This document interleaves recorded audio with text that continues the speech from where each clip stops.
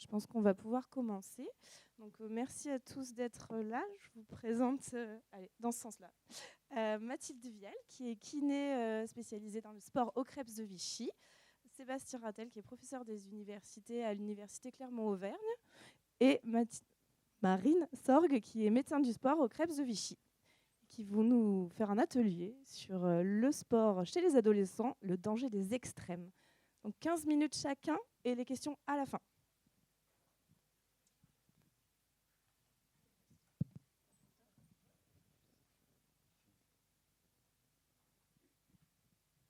Bien, bonjour mesdames, bonjour messieurs.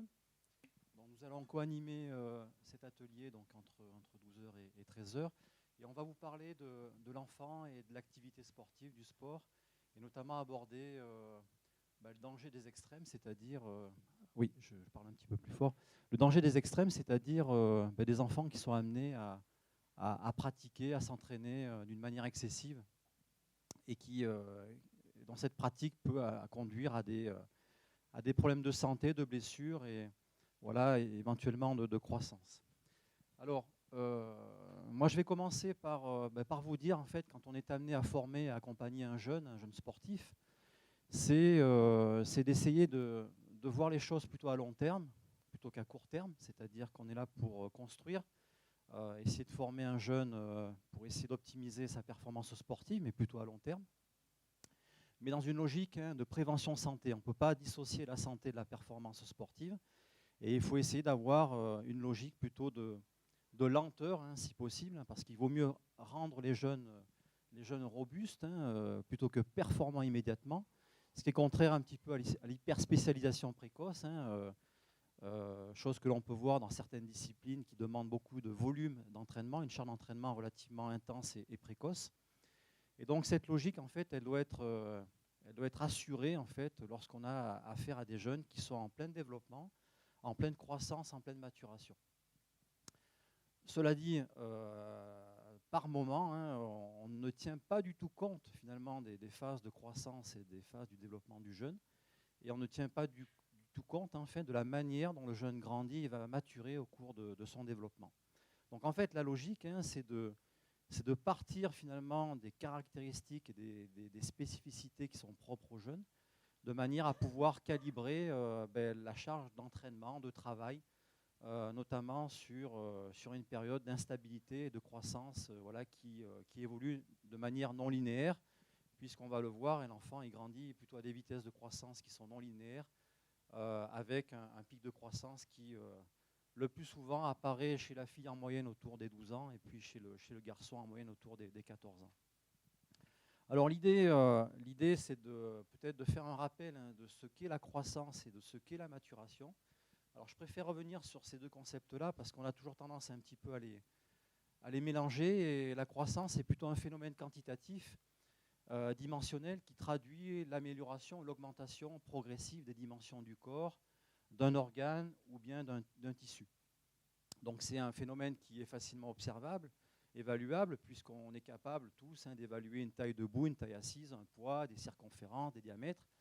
La maturation, c'est plutôt un phénomène qui est plutôt qualitatif, qui va traduire notamment le fonctionnement des organes, des tissus et même des systèmes biologiques. Donc là, on est plutôt sur un phénomène qualitatif. Et le problème de cette maturation, c'est qu'il y a différentes formes de maturation. Et à travers ces différentes formes, on peut retrouver la maturation sexuelle à partir du développement des caractères sexuels secondaires. On évalue le plus souvent dans la pédiatrie cette maturation sexuelle à partir des stades de Tanner, des 5 stades de Tanner que vous connaissez très très bien. Vous avez la maturation osseuse qui est plutôt un examen clinique également et que l'on évalue à partir d'une radiographie du poignet, donc dans un service de radiologie. Et puis vous avez une autre méthode que l'on connaît, en fait peut-être que vous connaissez un petit peu moins, c'est la maturation somatique qui elle est basée sur l'évolution des proportions corporelles au cours de la croissance du jeune. Et cette maturation somatique, en fait, elle elle est basée sur la méthode de Mirwald. Alors, il y en a plusieurs. Hein. Il y a la méthode de Mirwald que je vais présenter. Et vous avez la méthode de Moore, de Franzen, vous avez la méthode de Camis-Roche, etc. Il y en a plusieurs. Mais c'est plutôt une évaluation, une estimation à partir de mesures anthropométriques. Alors, pour faire un rappel, hein, ici, sur votre gauche, vous avez le gain de taille en centimètres par an. On voit très très bien que la vitesse de croissance de la taille n'est pas linéaire. Vous avez un pic de vélocité de croissance qu'on appelle le PVC de la taille, qui a lieu à 12 ans chez la fille, donc c'est la courbe rouge. Et vous avez le PVC de la taille chez le garçon qui a lieu en moyenne à 14 ans. Donc vous avez déjà un dimorphisme sexuel entre le PVC de la taille, au niveau du PVC de la taille, entre la fille et le garçon. Alors, vous avez ce qu'on appelle le timing, c'est l'âge du pic, l'âge du PVC, et puis vous avez aussi le tempo, c'est-à-dire l'amplitude du pic. Chaque enfant a sa propre courbe, a son propre âge du pic et a sa propre amplitude, c'est-à-dire son propre tempo, avec des vitesses de croissance qui peuvent aller au-delà de 10 à 12 cm par an. Là, vous avez une vitesse moyenne de 7 cm par an, mais cette vitesse, en fait, elle diffère en fonction des enfants. Donc, il faut absolument tenir compte de ce timing, de l'âge du PVC et puis du tempo, l'amplitude du PVC, si on veut vraiment accompagner le mieux possible, finalement, des jeunes sportifs, puisque l'âge chronologique, c'est une chose, mais l'âge biologique ou l'âge du pic, c'est autre chose. On peut avoir des enfants qui ont le même âge chronologique, qui ont la même date de naissance, mais qui ont un âge du PVC qui diffère. À votre droite, tout à fait à votre droite, là, vous avez un cas à maturité précoce, c'est-à-dire avec un âge du pic qui n'a pas lieu à 14 ans chez le garçon, mais plutôt vers les 9-10 ans. Donc on a un cas à maturité précoce, mais on peut très bien avoir aussi un cas à maturité tardif. Et donc lorsqu'on est amené à accompagner un groupe de jeunes sportifs, hein, dans un pôle espoir, un pôle France, dans un centre de formation, dans une académie, dans un groupe, hein, dans un même groupe d'âge, on peut avoir des enfants qui ont un âge du pic qui diffère de 4 à 5 ans. Et on est aujourd'hui obligé de tenir compte de cet âge du pic si vous voulez vraiment calibrer correctement la charge de travail de manière à éviter la survenue des blessures et provoquer des problèmes de santé physique et même psychologique. Alors ensuite, vous avez l'âge relatif aussi dont on parle très peu, c'est-à-dire la date de naissance sur la même année civile. Vous avez certains enfants qui sont nés plutôt en début d'année, c'est-à-dire le 1er janvier, et puis d'autres qui sont nés plutôt en fin d'année, c'est-à-dire le 31 décembre. Là, on parle de l'âge relatif. Et cet âge relatif a un poids considérable dans le développement cognitif, dans le développement moteur, dans le développement physique, notamment pour des jeunes qui sont âgés de moins de 9-10 ans. Imaginez, alors je prends le cas extrême, hein, un petit de 2 ans, 1 an d'écart, hein, c'est la moitié. Hein. Après, à 3 ans, 1 an, ça représente le tiers, à 4 ans, le quart, etc. Donc plus on est jeune, plus cet âge relatif compte finalement dans le développement à la fois cognitif, moteur et physique. Alors après, vous avez, je reprends le schéma de gauche, hein, sur la droite, vous avez le gain de masse, le gain de poids qui est en kilogrammes par an, également avec un PVC qui sera aux alentours des 12 ans chez la fille et à peu près 15 ans et demi, 16 ans chez le garçon. Ce qui fait que la fille, quand elle grandit, elle va prendre du poids en même temps qu'elle grandit. Mais pas n'importe quel poids, puisque sous l'effet des oestrogènes, vous avez une prise de masse grasse qui peut être au détriment de la masse maigre, de la masse musculaire, pour faire vite. Ce qui fait qu'il y a des filles qui vont grandir, qui vont prendre du poids, mais qui peuvent avoir un rapport poids-puissance qui va lui être défavorable. C'est-à-dire elle va perdre de la puissance musculaire, mais en même temps prendre du poids en raison de cet excès de masse grasse. Ce qui fait que sur les activités plutôt aériennes, hein, de saut en longueur, en hauteur, du saut à la perche, la gymnastique, du patinage artistique, etc., tout ce qui est activité d'élévation, en fait, peut lui être très défavorable. Et ça, des fois, on a des contre-performances chez les filles parce que voilà, il y a ce rapport poids-puissance qui lui est devenu défavorable. Maintenant, si on s'intéresse aux garçons, eh bien, vous avez un PVC de la taille qui est à 14 ans et un PVC de la masse qui est plutôt vers les 15 ans et demi, 16 ans. C'est-à-dire que vous avez des garçons qui vont grandir très vite, alors surtout avec des vitesses de croissance qui sont au-delà de 10-12 cm par an, mais qui en même temps vont se muscler seulement 1 an et demi, voire 2 ans après. Il n'est pas rare de voir des grands garçons très fins, très longilignes, mais très peu musclés. Vous voyez? Et donc, entre 14 ans et 16 ans, on a une période sensible de blessure. Entre 14 ans et 16 ans, voilà, on a des jeunes qui se blessent parce qu'ils ne sont pas protégés musculairement. Le rachis qui s'est vite allongé n'est pas protégé musculairement. D'où l'intérêt, finalement, quand on est préparateur physique ou entraîneur, c'est de faire du core training, CORE, c'est-à-dire du gainage musculaire pour protéger le rachis, voilà, et éviter toutes les déformations du dos, telles que les scolioses, les lordoses, etc., les kyphoses. Donc quand on entend dire qu'il faut attendre les 16 ans pour faire du renforcement musculaire chez l'enfant, c'est une aberration totale. C'est-à-dire qu'on est là pour prévenir le risque de blessure, prévenir les risques de déformation du dos, par exemple. On est là aussi pour faire du rééquilibrage musculaire au niveau articulaire entre les muscles agonistes, c'est-à-dire les muscles effecteurs du mouvement, et les muscles antagonistes, c'est-à-dire les freinateurs du mouvement. Et quand on a affaire à un jeune qui grandit, le ratio de force, agoniste-antagoniste, au niveau articulaire, en fait, il se modifie beaucoup. Et si, encore une fois, on gère mal le travail, on peut blesser, voilà, en tout cas, l'articulation et blesser même les ligaments et arriver à peut-être des ruptures ligamentaires ou autre chose. Donc, vous voyez, cette prise en compte de ces vitesses de croissance de la taille et de la masse, cette prise en compte, elle est déterminante en fait. Il faut absolument aujourd'hui essayer d'évaluer de manière régulière, alors ça peut être tous les 3 mois ou tous les 4 mois, peut-être 3 à 4 prises par an, mais essayer voilà, d'évaluer ces vitesses de croissance et évaluer finalement l'âge du PVC de la taille et même l'âge du PVC de la masse. Alors après, souvent, quand on est, je sais pas, quand vous consultez les enfants, on mesure une taille debout et on mesure une masse, un poids. Et on s'en tient là, au niveau anthropométrique, pour la plupart du temps. Mais n'hésitez pas à prendre une mesure de taille assise. Pourquoi? Parce que lorsque vous faites une différence entre la taille debout et la taille assise, vous pouvez avoir la hauteur du tronc et la longueur des membres inférieurs.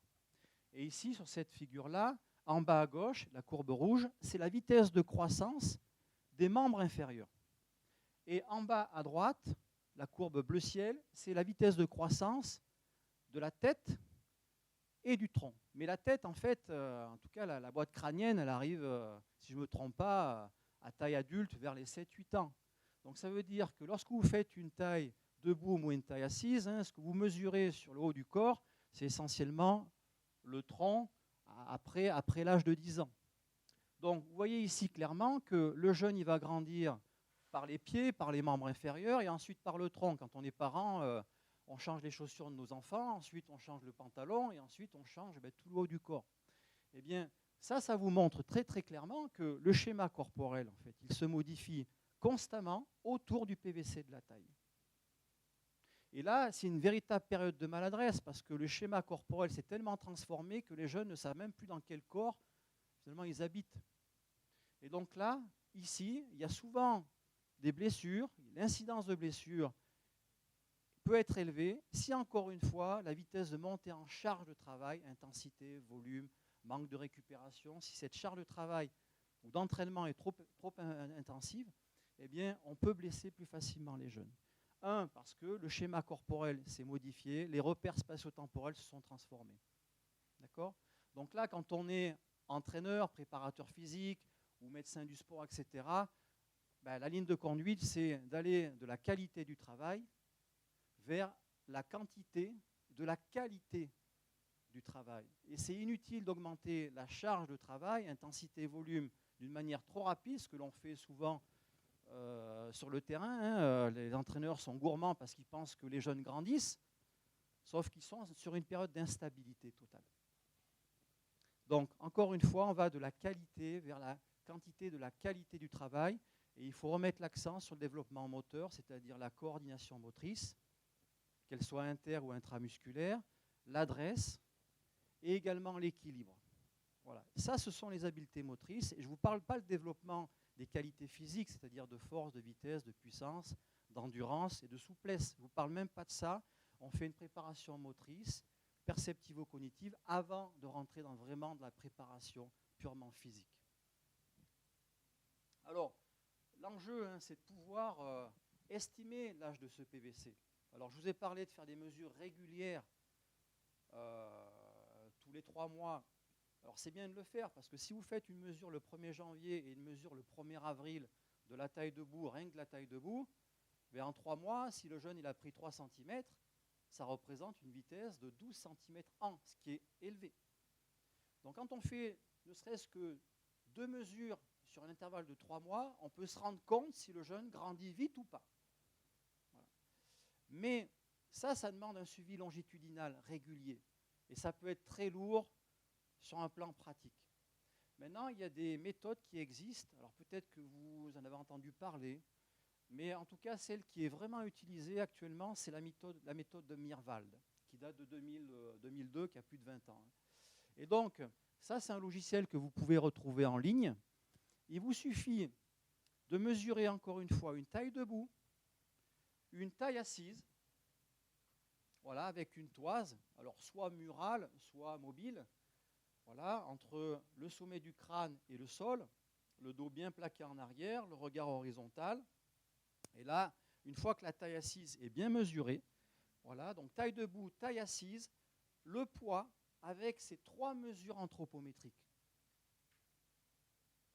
plus le sexe, plus la date de naissance et la date de l'évaluation, ces 3 mesures anthropométriques, c'est toutes les entrées, les inputs que vous retrouvez en haut à droite. Eh bien, quand vous cliquez, voilà, en appliquant ces équations de prédiction, on peut estimer l'âge du PVC de la taille et le situer par rapport à l'âge chronologique de l'enfant. Ici, vous avez par exemple une estimation, même une évaluation précise de l'âge chronologique, 10,9 ans. Voilà. Et là, vous avez une estimation de l'âge du PVC de la taille, 14,2 ans chez un garçon. Ce qui fait que si vous faites la différence entre 14,2 et 10,9, vous êtes sur un enfant qui est à un peu plus de 3 ans de son PVC de la taille. Donc là, vous êtes quasiment sûr d'être sur un cas plutôt prépubère, un enfant prépubère, parce qu'il n'est pas rentré dans une maturation, même ne serait-ce que sexuelle. Voilà, on est vraiment loin du PVC de la taille.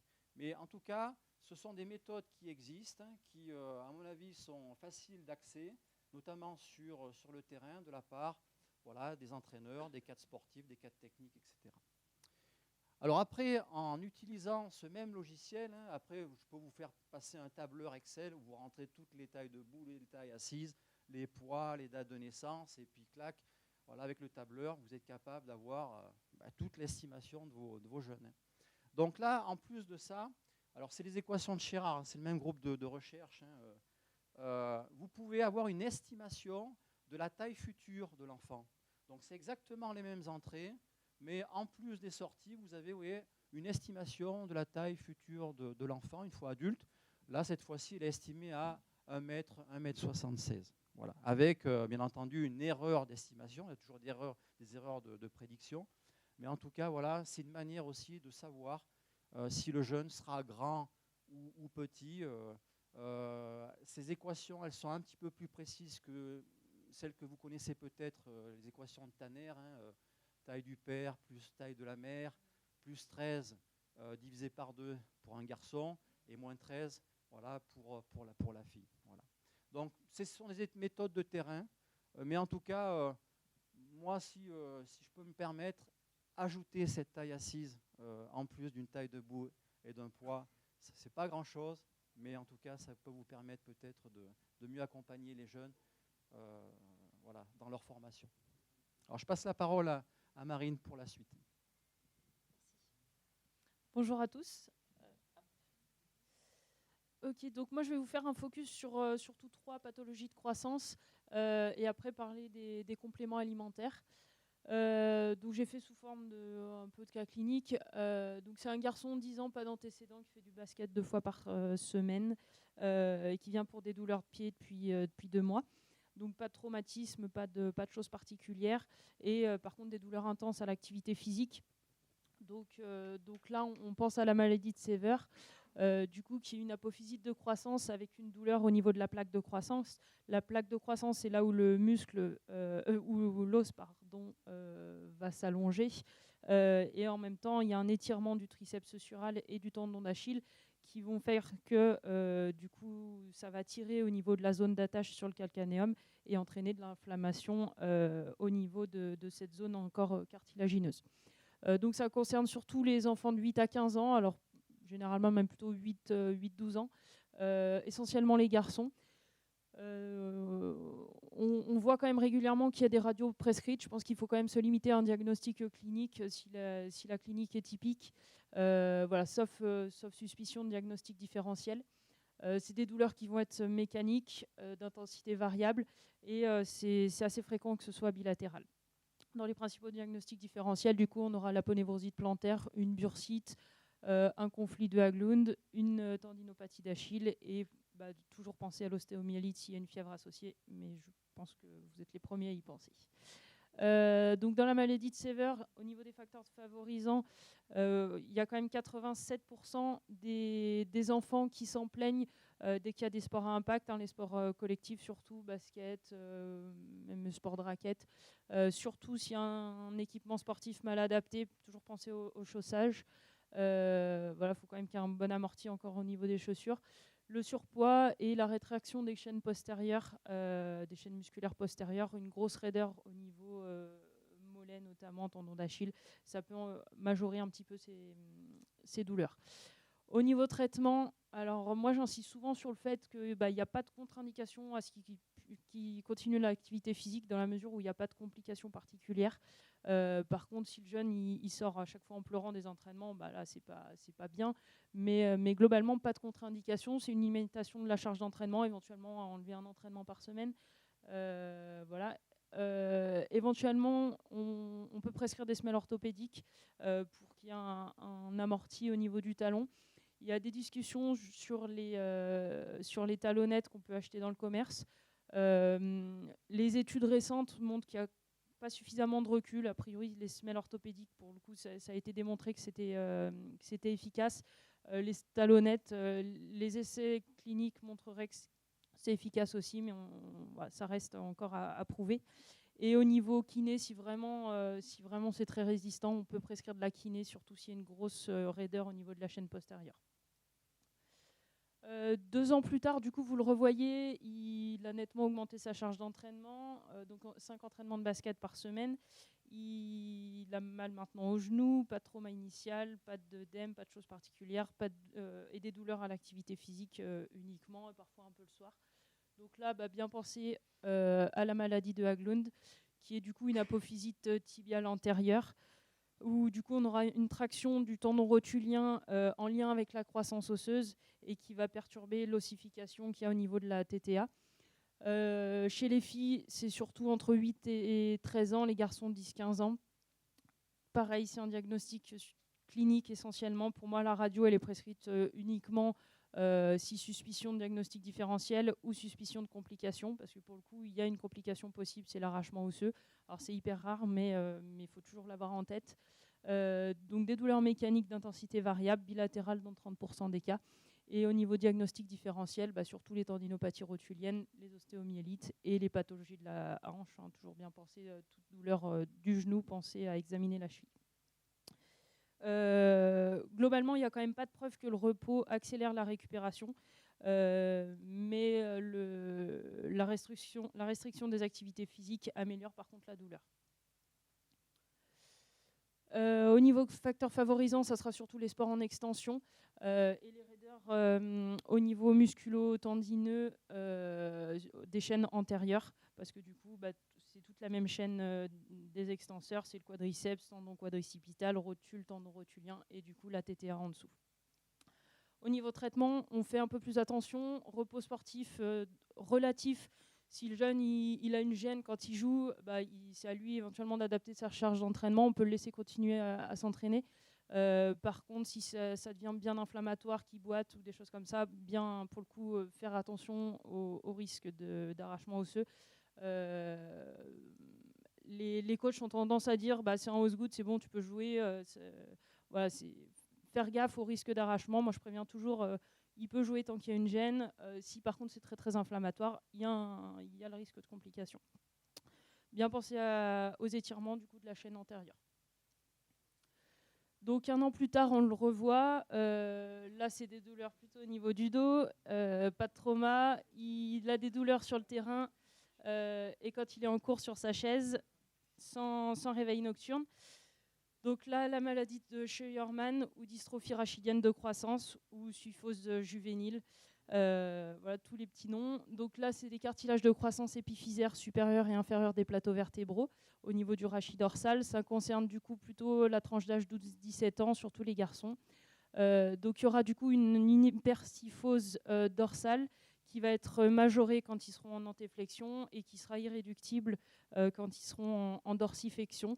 Donc on parle d'une hypercyphose rigide et parfois il peut y avoir des lombalgies associées par compensation avec même une véritable hyperlordose compensatrice.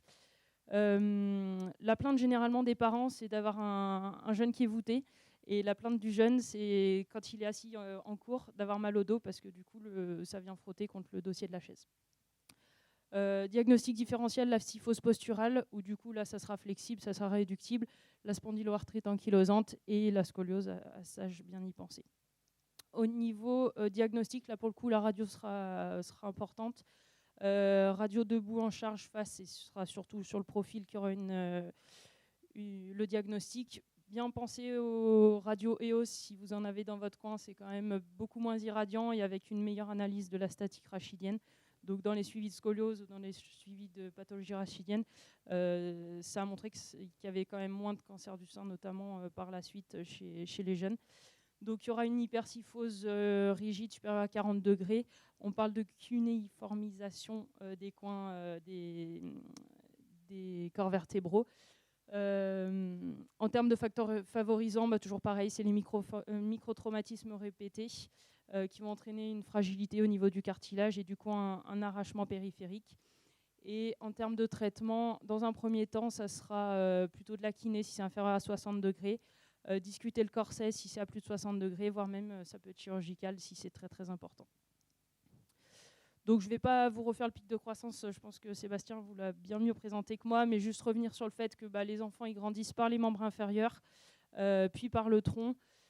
Chez les enfants, les os sont moins solides que les tendons, alors que chez les adultes, c'est les os qui sont plus solides.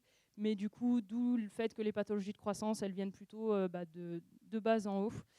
À l'adolescence, il y a aussi une augmentation de la raideur musculo-tendineuse. Donc globalement, ils vous disent tout ce qui s'étire et franchement, ils ne le font pas beaucoup.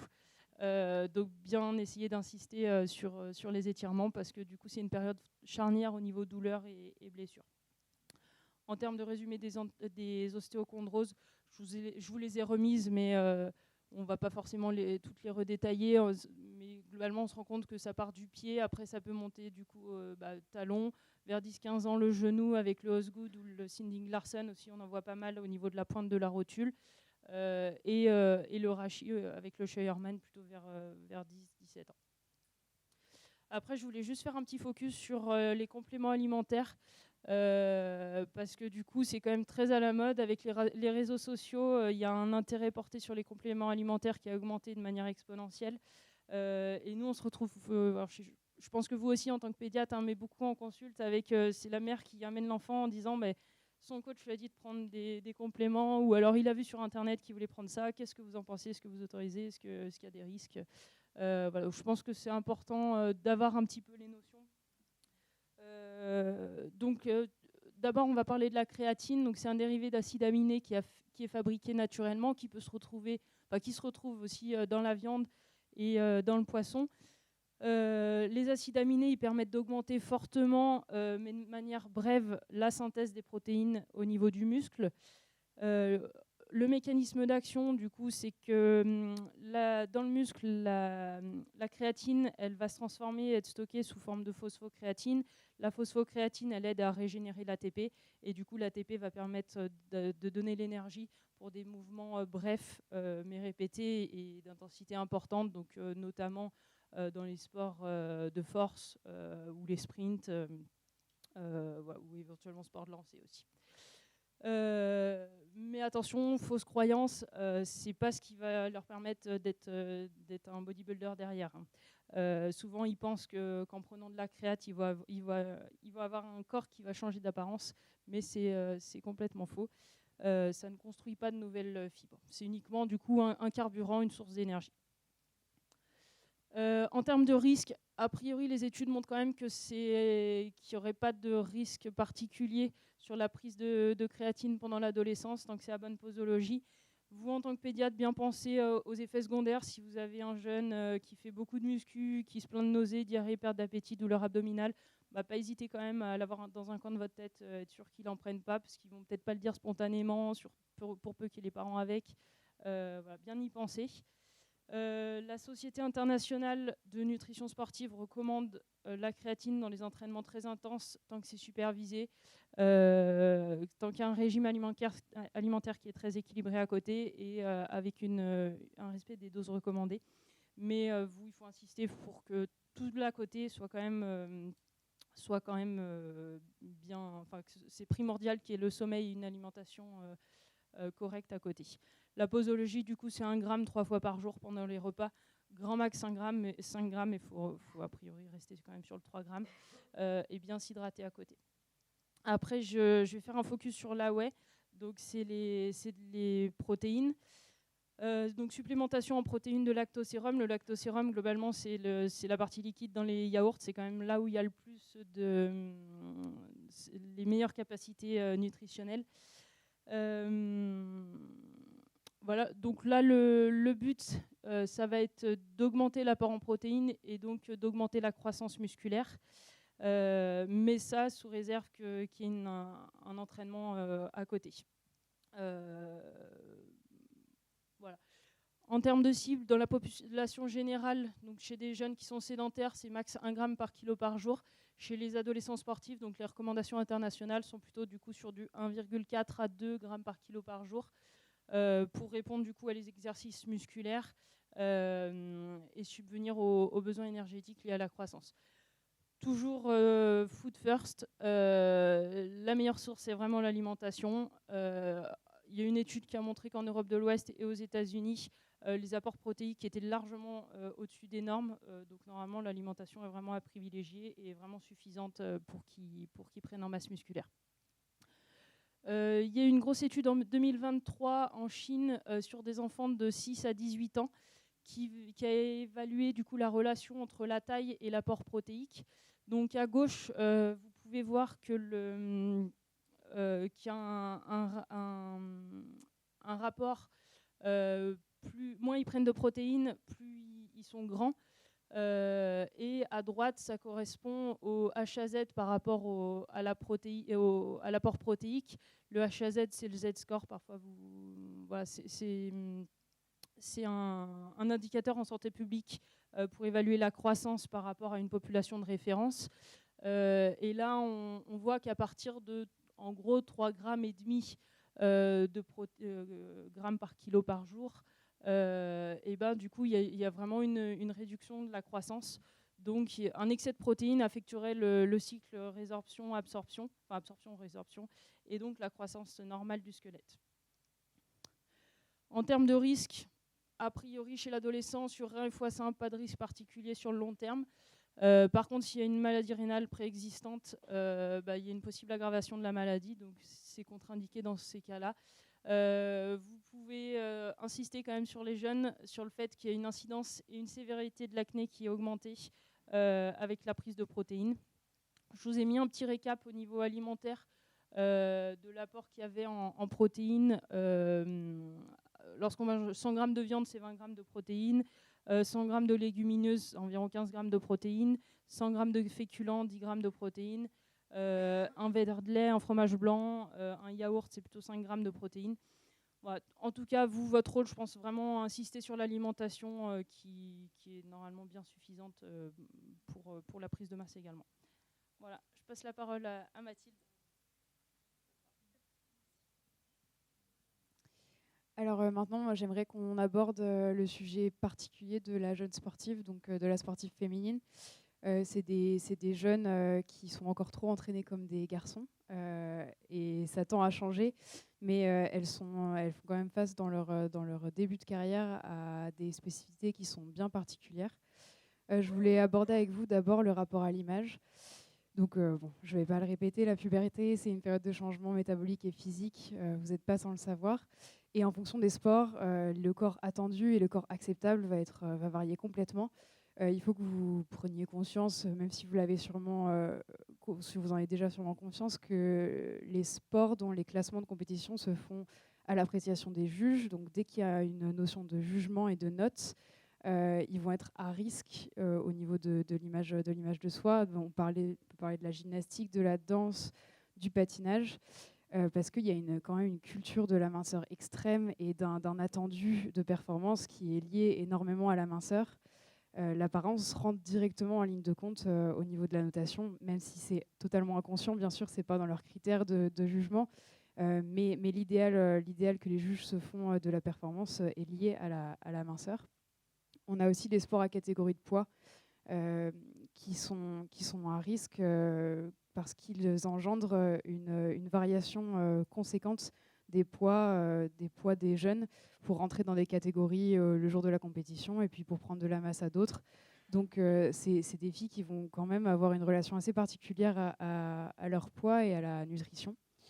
Et on va aussi évoquer les sports d'endurance qui sont déjà d'une part au niveau de la charge d'entraînement assez particulier et en plus chaque kilo peut représenter une diminution de la performance en fait. Donc chaque kilo en trop va quand même compter.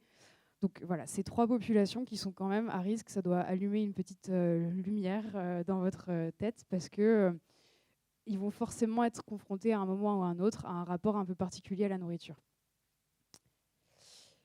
Les messages à faire passer, je pense que tourner le message dans le sens qu'un corps capable, c'est plus utile qu'un corps parfait, qu'un corps idéal, c'est plus celui qui nous permet d'arriver à la performance que celui qu'on regarde dans le miroir et qui nous plaît ou non, et que le muscle est nécessaire pour faire former dans certains sports. Je pense que c'est trois messages importants. Et je pense que notre génération et la génération qui arrive, on a quand même la chance d'avoir des figures, modèles qui apparaissent. On voit notamment Ilona Meyer, je ne sais pas si vous la connaissez, c'est une rugbywoman américaine qui a beaucoup bousculé les réseaux sociaux depuis les Jeux de Paris et qui nous montre que son corps est beau et capable, même s'il ne correspond pas forcément à ceux des défilés Louis Vuitton. Ensuite, je vais vous parler de l'incontinence urinaire d'effort. Alors, ça va peut-être vous étonner. En fait, chez les jeunes sportifs, l'incontinence urinaire d'effort est très présente. À titre d'information, au CREPS, on a fait passer une petite étude, en tout cas un petit sondage chez nos pôlistes, donc les pôles basket des filles qui ont 13 ans. Et la moitié était concernée par ces incontinences urinaires d'effort. Donc nous, ça nous a un peu secoué. Donc on a quand même mis en place de la prévention, mais c'est des questions qu'il faut commencer à systématiser, parce qu'en fait, si on ne pose pas la question, elles ne viendront jamais nous le dire. Mais alors jamais. Donc les sports à risque, c'est les sports à haute contrainte abdominale. Donc simplement, dès qu'il y a des sauts, de la course, des impulsions, des changements de direction, tout ça, ça met des contraintes sur le périnée.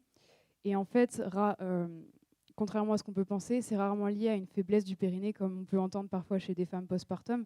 Là, on est sur des jeunes, elles ne sont pas faibles, mais il y a peut-être un défaut d'activation du périnée, activer le périnée au bon moment, et aussi une surpression abdominale. Donc on a beaucoup entendu parler des crunchs abdominaux, de fait de mettre une grosse pression, des apnées dans la manière de faire le mouvement, et certaines habitudes hygiéno-diététiques qui sont mauvaises, qu'on va voir. Donc vraiment, je vous encourage à systématiser la question, à dédramatiser, à identifier les habitudes qui peuvent favoriser les apparitions et à rediriger, par exemple, bien sûr, je suis biaisée, mais vers des kinés spécialisés qui peuvent changer les choses assez facilement, entre guillemets. Donc les habitudes hygiéno-diététiques qu'on peut proscrire, j'ai voulu vous mettre des exemples dans une idée de praticité. Par exemple, les mictions de précaution. Donc, on part en vacances, va aux toilettes pour pas avoir à s'arrêter. Ben, ça, c'est pas bon, en fait. Simplement parce que l'idée, c'est de pas endommager la communication entre le cerveau et la vessie. Le cerveau et la vessie, ils communiquent. Donc, simplement, j'ai besoin d'aller aux toilettes. Ok, je vais aux toilettes. Ça doit être hyper important. Donc, il ne faut pas aller endommager cette notion de besoin, on y va. Donc, quand il n'y a pas de besoin, on n'y va pas. D'accord ? Simplement. Quand je n'ai pas envie d'aller aux toilettes, je ne vais pas aux toilettes. Le squat sur les toilettes, donc ça, c'est un peu le même principe, c'est-à-dire que ce moment de miction, c'est un ordre du cerveau à la vessie de relâchement. on ouvre, on relâche. Donc si à côté, il y a un squat qui est de la contraction, c'est des informations qui sont complètement contradictoires. Donc là encore, on endommage cette communication entre le cerveau et la vessie. Les boissons énergisantes ou excitantes avant l'entraînement, donc ça, c'est se mettre un peu une épine dans le pied, mais c'est quelque chose d'assez simple à changer en fait, au quotidien si on le sait.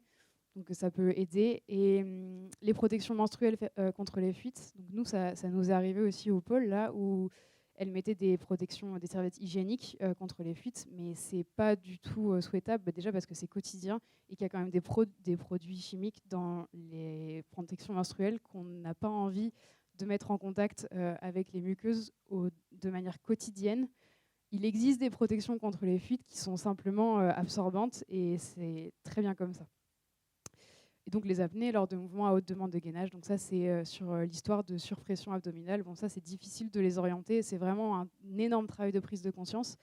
Mais voilà, on peut déjà leur demander si simplement elles sont capables à tout moment de souffler, de parler, de respirer pendant qu'elles font des mouvements. Si elles ne sont pas capables, c'est qu'elles sont en train de bloquer et d'être en apnée. D'accord ? Pour ça, je pourrais en parler des heures. Alors la déficience en énergie, c'est un syndrome qui est la conséquence d'une exposition plus ou moins longue à un état de carence énergétique qui oblige le corps à prioriser l'utilisation de l'énergie disponible. Donc simplement, c'est que si vous donnez 10 énergies à votre corps et qu'il en a besoin de 5 pour le métabolisme et 5 pour le sport, ça se passe bien. Et si vous lui donnez 10, mais qu'il a besoin de 10 pour le métabolisme et 10 pour le sport, ben, il va prioriser le sport en fait.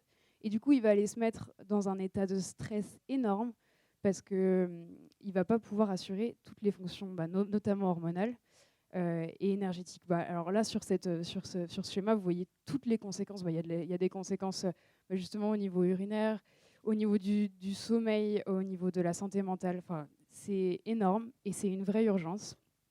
Et ça a été trop souvent banalisé que les filles n'aient plus leurs règles. C'est le symptôme principal, cette aménorrhée qui vraiment doit vous mettre la puce à l'oreille. C'est pareil, il faut systématiser la question, c'est une vraie urgence. Au début, on se disait, elles ont eu leurs règles, tant mieux pour elles, finalement, machin. En fait, pendant tous ces moments où elles sont en aménorrhée, il y a un gros souci hormonal qui, notamment, diminue leur densité osseuse, mais de manière catastrophique. Et le problème, c'est qu'en fait, pour récupérer cette densité osseuse, elles vont mettre des années, mais des années vraiment. Le symptôme principal, c'est l'aménorrhée, la dysménorrhée. Je fais juste une petite aparté, les garçons sont aussi concernés et pour eux, le symptôme principal, c'est l'absence d'érection matinale. Mais en fait, voilà, ils sont également concernés. Et peut-être, je peux vous remettre le film du Tour de France féminin où on s'est rendu compte qu'en fait, dans le peloton, les filles n'avaient pas de règles, presque personne. Et vous pouvez aller dans n'importe quel pôle de triathlon ou de choses comme ça. Les sports d'endurance sont énormément concernés. C'est quelque chose qui est juste presque normal. C'est presque avoir ces règles qui est étonnant. Donc ça, c'est une énorme urgence. Et donc, bien sûr, vous avez tout ce qui est fracture de stress qui en découle. Voilà. Je ne sais pas du tout au niveau du temps. On va parler aussi de la carence en fer. Donc, les sportives, elles sont particulièrement à risque parce que voilà, les pertes menstruelles, ça peut être jusqu'à 30 mg de fer par cycle. On a des pertes liées à l'exercice. L'hémolyse mécanique, c'est le fait que les capillaires sanguins, les globules rouges se détruisent pendant le stress mécanique. Les pertes sudorales aussi. Apport alimentaire insuffisant, donc les régimes particuliers ou les restrictions. L'adaptation à l'entraînement, parce que assez paradoxalement, en fait, plus ils s'entraînent et plus ils sont forts, plus il va y avoir une érythropoïèse. Et du coup, plus ils vont avoir besoin de fer. Donc, plus ils seront à même d'être en carence aussi. Et on a une régulation hormonale. Donc l'hepcidine, c'est une hormone qui est relâchée pendant l'exercice intense et pendant l'exercice long et qui va bloquer l'absorption du fer pendant les quelques heures qui suivent l'entraînement. Donc du coup, la fenêtre d'absorption du fer, elle est plus réduite chez les sportives. Donc voilà, faut viser dedans, quoi. Les symptômes majeurs de la carence en fer, c'est fatigue inhabituelle, baisse de performance, diminution de la VO2 max, pâleur, cheveux, ongles cassants, essoufflement inhabituel et baisse de concentration et d'immunité. Mais aussi, j'aimerais peut-être simplement la fatigue. On est d'accord que sur les adolescents, ils sont tous fatigués. Donc, il faut quand même aller creuser un peu. C'est pas facile, mais il faut aller creuser, quoi. Parce que la fatigue, ça veut tout et rien dire, en fait. Bon, pour résumer, l'enjeu majeur de la sportive, c'est de jongler avec les exigences de l'entraînement, celles de son corps, et qui lui demande de l'énergie, mais qui est trop souvent sous-estimée. Ouais, je voulais simplement, on va passer rapidement, aussi vous porter votre attention sur le fait que le discours spontané des jeunes est souvent complètement erroné, ou en tout cas, vous n'en tirez pas simplement les informations, enfin pas vraiment les informations que vous cherchez. C'est pas un vrai emploi du temps, mais en vert, ça va être le repos et en rose, ça va être l'entraînement. En fait, on a l'impression comme ça, quand elle nous le décrit, que c'est assez équilibré.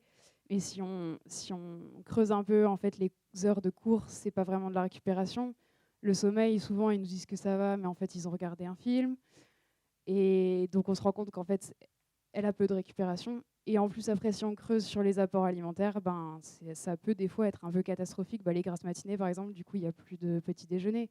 Enfin, tout ce genre de choses qui font qu'en fait, le discours spontané, il faut réussir à aller au-delà et poser des questions ciblées qui vont vous faire découvrir que souvent, elles sont en détresse, même si elles ont l'impression que ça va. Voilà.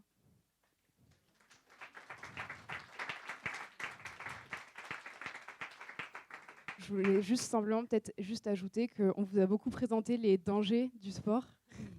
On se l'est dit. Et parce que c'est peut-être quelque chose qu'on connaît moins. Mais alors, un ado qui fera du sport sera toujours en meilleure santé qu'un ado qui n'en fait pas. J'espère que c'est quand même le message final. Et aussi, sur un aspect purement pratique, si on parle de densité osseuse, de cartilage, tout ça, c'est des tissus qui répondent à la charge. Donc il faut charger pour qu'ils aient des bonnes densités osseuses adultes. Il faut qu'ils aient sauté, il faut qu'ils aient couru. C'est super important. Donc, on vous a parlé des dangers, mais heureusement, il y a beaucoup de bienfaits.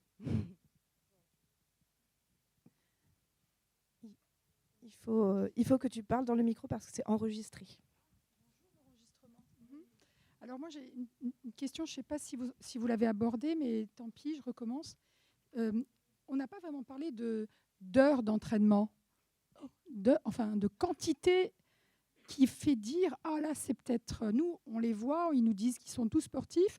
Quand on les interroge, ils ont toujours 1h30, au moins 2 à 3 fois par semaine, plus un match, plus le collège.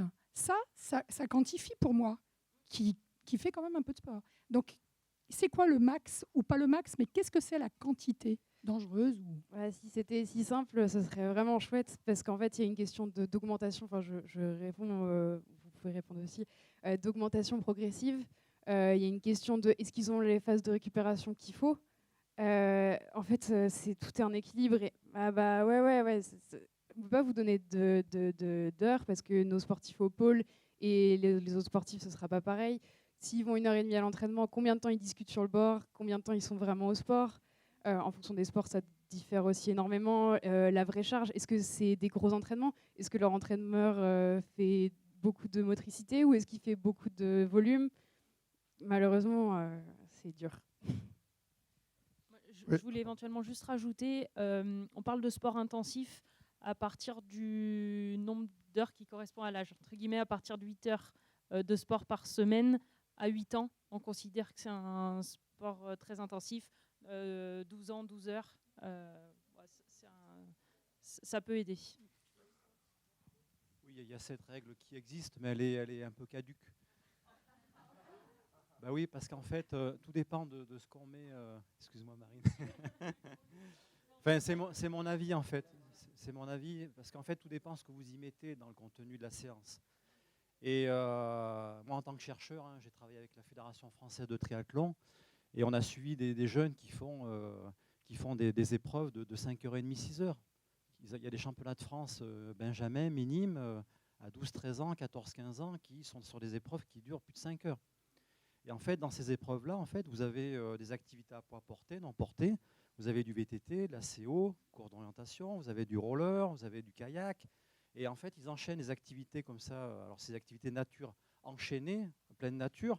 Mais en fait, ils font des épreuves comme ça pendant 5h30 à plus de 80% de leur fréquence cardiaque maximale. Et quand ils finissent l'épreuve, il n'y a pas de blessure, il n'y a pas de…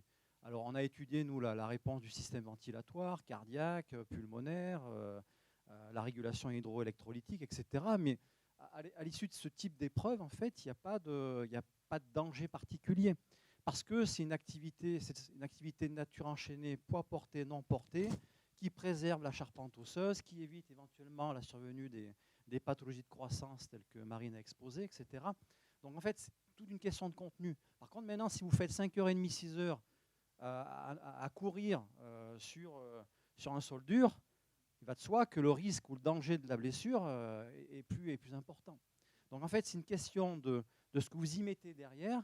Est-ce que quelle est la nature du travail? Est-ce que c'est plutôt un travail qui va être plus moteur, de coordination, d'adresse, d'équilibre? Est-ce que c'est plutôt un travail physique qui va solliciter de la force, de la vitesse, de l'endurance, etc. Vous voyez, donc c'est compliqué pour répondre à ce type de questions. Même si cette règle-là existe, on peut s'en servir, bien sûr, mais il faut quand même y mettre des guillemets. Oui, bon, François Vieux-Lesage, je suis pédiatre en Savoie, donc je suis un peu concerné par le sujet. Le titre, c'était Adolescents, les sports de l'extrême. Pardonnez-moi de poser une question, parce que je pense que le sujet n'a pas été traité, mais c'était sûrement volontaire. Parce que nous, on a affaire quand même non seulement à des entraîneurs qui poussent à l'extrême en ski, en ski acrobatique, en ski de saut violent, etc., mais même de plus en plus qu'on voit ça en ultra-trail, où les parents, des pères ou des mères entraînent leurs enfants là-dessus, et souvent avant 16 ans. Bon, actuellement, sur Aix-les-Bains où je suis, il y a une école d'ultra-trail qui est en train de se créer, et ils interdisent avant 16 ans, donc c'est très bien. Bon, j'en ai discuté avec eux, c'est des kinés aussi qui font ça. Mais que pensez-vous de du fait qu'on pousse à l'extrême, mais à la vraie extrême, c'est-à-dire en dehors du fait d'être en équipe de France, etc., mais où c'est bien surveillé, où vous faites des compétitions qui sont normales, entre guillemets, bien que poussées. Nous, on a cette confrontation. Je ne vous dis pas que la gendarmerie nationale, par exemple, à Chamonix, est obligée tous les mois d'arrêter un père qui veut emmener son enfant de 9 mois en haut du Mont Blanc, quoi. Ça, c'est du sport extrême. Et j'aimerais avoir quelle est votre position par rapport à ce que nous, on doit dire à ses parents. Bon, alors, ceux qui vont au Mont Blanc, ça, il n'y a pas de photo. La gendarmerie s'en est déjà occupée, ce n'est pas un problème. Mais pour l'ultra-trail et certaines formes de compétition de ski, ça peut nous poser problème.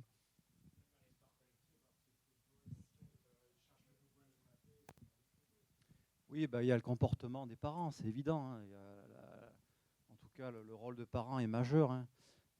Mais en tout cas, ce que je peux vous dire, c'est qu'il faut éviter l'hyperspécialisation précoce. Alors, on peut spécialiser parce qu'il y a des activités pour lesquelles on n'a pas le choix, finalement. Vous prenez la natation, vous prenez le trampoline, le patinage artistique et bien d'autres disciplines où le volume d'entraînement se doit d'être élevé. Mais aujourd'hui, il faut faire la différence entre ce qui relève de l'hyperspécialisation, c'est-à-dire pratiquer une seule, donc unique activité, de pratiquer une activité ou plusieurs activités. Alors on peut spécialiser, mais essayer de trouver une complémentarité dans les disciplines. Parce que cette transversalité, elle est fondamentale. C'est-à-dire que quand vous... alors je prends les activités collectives, hein, quand un jeune fait du football, du basket, du volley, du hand, du rugby, ça reste un sport collectif. Et dans ce sport collectif, il y a de la transversalité sur un plan bioénergétique, parce que c'est de l'intermittent. Il y a de la transversalité parce qu'il faut être capable d'analyser l'information, c'est-à-dire de la capter, de la traiter, de l'analyser rapidement, efficacement, de la rendre opérationnelle. Ça se travaille dans n'importe quel type d'activité collective. Vous voyez, tout ce qui est perception, tout ce qui est capacité perceptivo-cognitive, il y a de la transversalité. Et si aujourd'hui on arrive à avoir une approche un petit peu plus diversifiée, mais à faire comprendre aux parents que ce n'est pas parce qu'on va hyper spécialiser qu'on va en faire des champions, mais trouver cette transversalité, pour moi, elle est fondamentale. Et là, aujourd'hui, je pense qu'il faut vraiment faire cette différence entre de l'hyper spécialisation et de la spécialisation. Après, je suis d'accord avec vous, il y a forcément des comportements qui sont dangereux et qui sont à bannir, et surtout, les parents exercent par moments des pressions trop excessives sur le dos des enfants. Et les entraîneurs, bien entendu. Oui. Juste, c'était le sujet, c'était de la part des ados, leur comportement, eux, extrême, et avec les demandes de prendre de la whey, c'était ça. Donc, moi, je pense qu'ils ont répondu.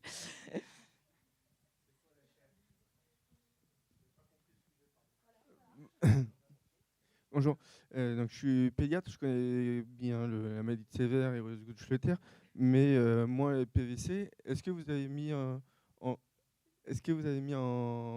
un lien entre ces pathologies-là qui apparaissent et justement les vitesses de PVC. Enfin, Alors, Marine en a parlé, il y a probablement un lien, c'est-à-dire que les pathologies de croissance ou les osteochondroses, en fait, elles commencent vers du bas, au niveau du bas des membres inférieurs, donc Sever. Après, ça remonte sur Osgood-Schlatter. Ensuite, ça revient sur McMaster au niveau là, de l'ischio. Après, ça remonte au niveau Scheuermann, etc. Donc, il y a probablement un lien entre ces vitesses de croissance rapides et l'incidence de ces ostéochondroses. Je ne sais pas si tu confirmes, Marine, mais moi, c'est ce que j'en sais.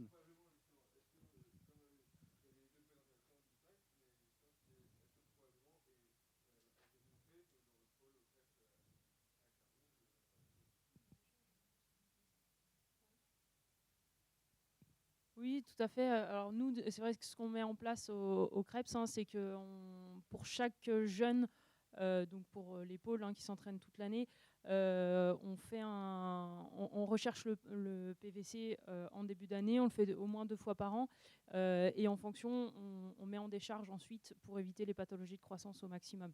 Il y a un véritable lien, en tout cas, avec les entraîneurs pour éviter au maximum les blessures. Je pense que c'est surtout aussi une question de vitesse de croissance, parce qu'aujourd'hui, on classe les vitesses de croissance en trois niveaux. Quand vous êtes en dessous de 3 cm par an, on est plutôt sur une vitesse lente de croissance de la taille. Entre 3 et 7,5, on est sur du moyen, et au-delà du 7,5, on est sur du rapide. Et je pense que l'incidence de ces ostéochondroses, en fait, elle est associée finalement à des vitesses de croissance rapides. Parce que imaginez un garçon, par exemple, grandir très très rapidement. Voilà, tout le système musculo-tendineux se met en tension et il y a des tensions excessives qui s'exercent au niveau des points d'attache tendineux sur les os, au niveau de la TTA, etc. Donc, je pense qu'aujourd'hui, il ne faut pas prendre uniquement que le timing et l'âge du PVC, mais surtout la vitesse de croissance qui, à mon avis, est très associée à la survenue des ostéochondroses. Bonjour.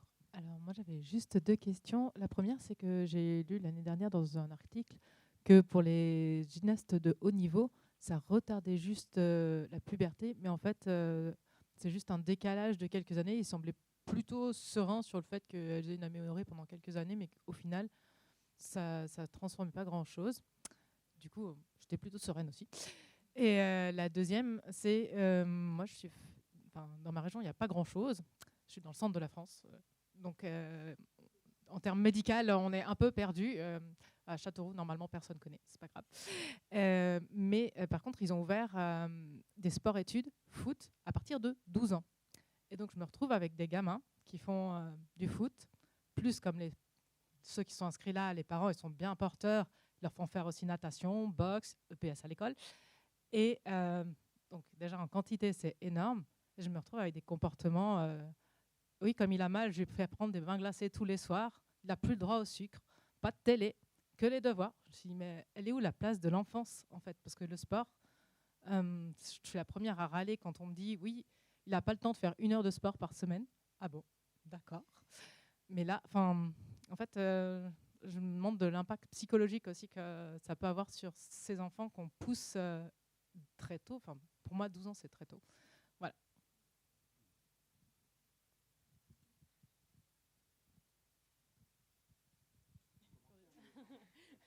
Alors, je vais parler sur la deuxième question. Effectivement, je pense que nous, dans les consultations, c'est important de vérifier qu'il y ait toujours du plaisir aussi pour le jeune. Et c'est vrai que nous, en tout cas, sur les jeunes qui font du sport de haut niveau, ils ont un bilan psychologique obligatoire en début de saison, justement pour vérifier l'impact psychologique. C'est de plus en plus mis en place dans les fédérations, même sur les jeunes qui sont plus listés haut niveau, mais qui s'entraînent énormément et du coup qui ont effectivement moins le temps d'aller voir les copains, de faire d'autres choses dans leur vie. C'est important, comme disait Sébastien tout à l'heure, le fait qu'ils fassent plusieurs activités physiques, d'une, ça permet de varier un petit peu les gens qui vont voir, de garder du plaisir et de développer d'autres choses au niveau moteur. Mais voilà, il faut toujours, moi, à chaque consultation sur des VNC, des visites de non-contre-indication, toujours vérifier que ça soit toujours un plaisir pour le jeune. Je pense que c'est capital aussi. Oui, et du coup, simplement sur la première question, je pense qu'il faut différencier l'aménorrhée, donc quand il y a déjà eu des règles, et le retard de règles. En fait, ces gymnastes, elles étaient simplement peut-être pas en REDS. Ouais, c'est ça, exactement. Et... Ouais, ouais, ok. Et les REDS, c'est vraiment quand du coup on a eu une puberté normale et que suite, voilà, c'est secondaire, c'est ça. C'est des filles qui sont censées avoir leurs règles et qui ne les ont pas parce que le cycle est perturbé à cause de la déficience en énergie. Oui, pour en revenir au plaisir, moi je trouve que dans ces enfants de haut niveau, en fait, beaucoup prennent beaucoup de plaisir et même deviennent addicts. Et moi, j'ai un peu un problème lorsqu'ils se blessent ou lorsqu'ils ont des lésions. Pour diminuer un petit peu l'intensité des entraînements, c'est souvent un drame. Hein, mais je n'ai pas trop la solution. Alors, je pense qu'il y a plusieurs choses. Je pense que déjà, leur faire comprendre que faire des activités différentes, ça peut quand même les faire progresser. Donc, cette idée de transversalité, qu'en fait, c'est pas en faisant 1000 coups droits au tennis que le 1001e sera forcément bon. C'est en ayant appris à lire le jeu, à voir transversalement, la vision périphérique, tout ça, c'est des qualités peut-être que vous pouvez aussi mettre en avant, donc en leur disant de réduire ce sport-là, mais peut-être il y a toujours des manières d'adapter son activité. Donc leur dire que, par exemple, ceci ne va peut-être pas pouvoir s'entraîner pendant 2 semaines, mais il peut faire des jeux de temps de réaction ou des choses comme ça. Peut-être qu'aller détourner, ça peut être une idée. Voilà.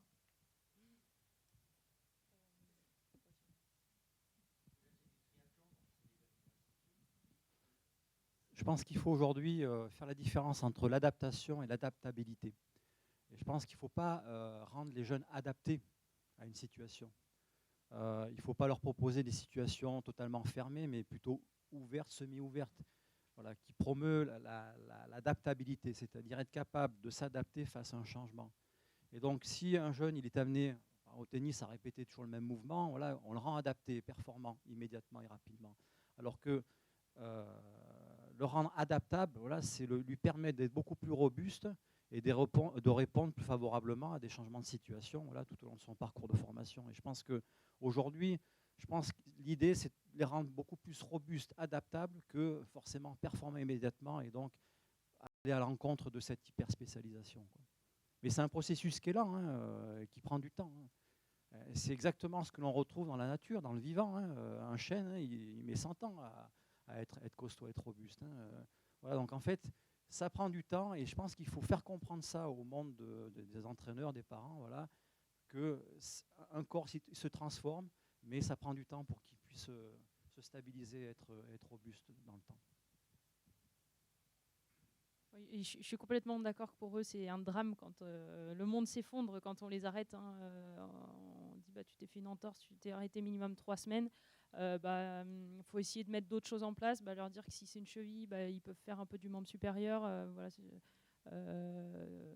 Essayer d'adapter un petit peu, leur dire tu es arrêté, mais par contre, l'idée c'est que si tu respectes bien les 3 semaines, tu pourras reprendre correctement. Si par contre tu vas faire du sport tu reprends trop tôt, tu risques de t'arrêter derrière 3 mois. Moi, j'essaie d'insister là-dessus, mais c'est vrai que c'est un drame. C'est d'ailleurs pour ça que nous, pour ceux qui sont résidents au CREPS, ceux qui font du sport toute l'année, toute blessure longue, on les met systématiquement au psychologue parce qu'on sait qu'il y a un fort retentissement derrière. Ce qui n'est pas facile, ce qui n'est pas possible de mettre en place en libéral, je suis bien d'accord, mais voilà, il y a un impact psycho. J'avais une question concernant les jeunes femmes qui ont des fuites urinaires, concernant parce qu'on voit l'importance du gainage, du renforcement musculaire, tout ça, c'est par rapport au sport de combat. Comment on peut travailler le gainage du coup avec ces jeunes femmes qui ont des fuites urinaires Est-ce que ça reste important aussi pour protéger leur corps, notamment quand elles prennent des coups sur des sports de combat, quoi? En fait, de toutes les manières différentes, le gainage, il est quotidien, il est quand on est debout. Il faut d'abord avoir cette prise de conscience donc des muscles abdominaux, donc du transverse notamment, et du fait d'avoir un corps, pareil, CORE solide. Je dirais qu'en fait, une fois qu'elles ont compris cette notion-là, on peut l'appliquer sur des mouvements quotidiens. Vraiment, tout peut être un exercice parce que la stabilité du corps et l'engagement abdominal, il est vraiment, c'est quelque chose de chaque seconde. Donc je pense qu'il n'y a pas de bon ou mauvais exercice. Je pense qu'il faut rediriger. Moi, je connais des kinés très forts là-dedans et j'imagine qu'il y en a de plus en plus autour de la France. C'est quand même des sujets qui sortent de plus en plus. Il faut peut-être faire appel à eux. C'est assez. Déjà, il n'y a pas d'abord manuel sur les jeunes filles comme ça. C'est vraiment qu'une question de prise de conscience de ces muscles abdominaux et du fait de soi les contracter de la bonne manière, donc plutôt en rentrant le nombril. Ça, là, on rentre dans le pratique, mais plutôt en inspirant, en rentrant le nombril. Et toujours en pouvant parler. Donc là, par exemple, si moi je contracte mon transverse, vous n'allez pas entendre de différence dans ma voix. Alors que si je fais comme ça, là, c'est que je le fais mal, en fait, simplement. Donc il y a des indicateurs comme ça. C'est quand même très spécialisé comme sujet. Heureusement, il y a des acteurs aujourd'hui qui sont de plus en plus doués là-dessus. Donc c'est des ressources, je pense. Merci beaucoup pour cet atelier. D'un point de vue organisationnel, il y a les lunchbox qui ont été distribués. Quand vous montez quand vous remontez les escaliers, vous allez à gauche et à gauche. Et il y a des lunchbox. Il y a un symposium à 13h, enfin là, maintenant, là, dans l'amphi. Si vous voulez y aller, c'est pas obligatoire, mais sachez qu'il y a un symposium qui n'était peut-être pas noté sur votre feuille.